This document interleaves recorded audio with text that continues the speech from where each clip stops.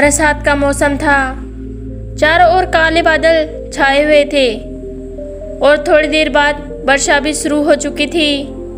एक गर्भवती हिरण अपने बच्चे को जन्म देने के लिए किसी सुरक्षित स्थान को खोज रही थी। घूमते घूमते उसको नदी के किनारे बड़ी बड़ी झाड़ियों से ढका हुआ एक स्थान दिखाई दिया। उसे वही स्थान सुरक्षा की दृष्टि से उपयुक्त लगा तो वह वहां पहुंच गई। एक शिकारी बहुत देर से उसका पीछा कर रहा था।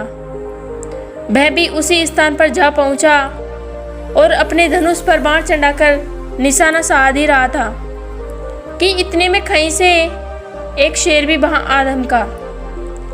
अब एक और वह शिकारी हिरण की ओर निशाना साधे खड़ा था तो दूसरी ओर हिरनी और शेर का आमना सामना हो रहा था।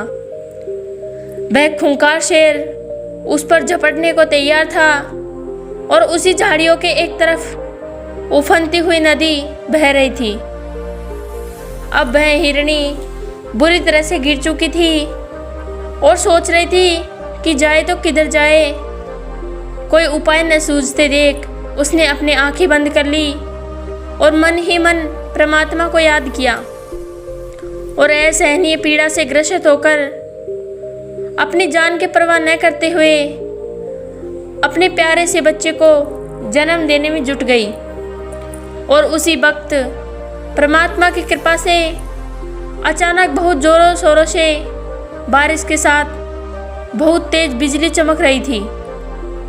शिकारी जो धनुष बाण से निशाना साधे खड़ा था उसकी आंखें उस बिजली की चमक से चौंधिया गई और हाथ से तीर छूटकर हिरणी के नाल लगकर सीधा उस शेर की आंख में जा लगा। शेर दर्द से दहाड़ता हुआ वहां से भागा जिससे वह शिकारी भी भयभीत होकर वहां से भाग खड़ा हुआ। और इन सब के बीच हिरणी ने एक स्वस्थ और प्यारे बच्चे को जन्म दिया। उसने मन ही मन उस परमात्मा को अपनी व अपने बच्चे की जान बचाने के लिए धन्यवाद दिया और उसके बाद अपने बच्चे को ले खुशी खुशी वह सुरक्षित स्थान पर चली गई।